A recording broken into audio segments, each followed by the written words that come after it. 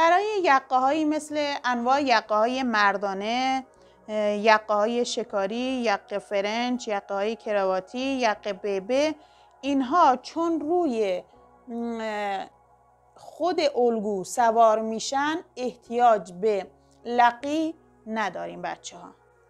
و حتی تا اندازه‌ای که مثلا تا هولوش 2 سانتی متر اگر از قسمت گودی حلقه گردن، نگاه، از این گودی 2 سانتی متر پایین تر بیایم از خط CF و از خط سرشانه اگر 2 سانت هم داخل بریم و این یقه بازتر بشه، تا این مرحله اصلا احتیاجی به لقی نداره بچه ها. خب اگر بازی یقه شما بخواد این یقه پایین تر بیاد و مثلا هولوش از 2 سانت رد بشه، ما گفتیم که تا 2 سانت هیچ موردی نداره. نگاه کنید تا این قسمت هیچ موردی نداره و احتیاج به هیچ گونه لقی نداره.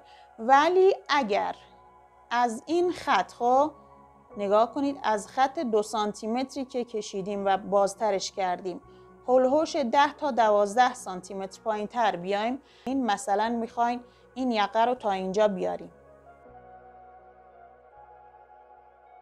اگر بخوان یقه رو تا اینجا بیارین دیگه باید بهش پنس بدین. پنس رو به کجا بدین؟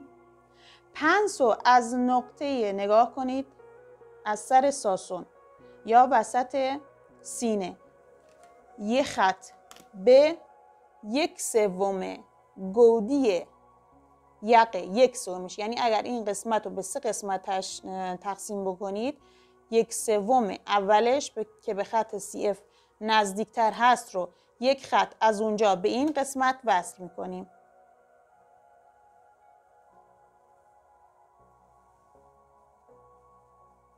به این صورت یک خط رسم میکنیم و یک لقی 1 سانتی متری میگیریم.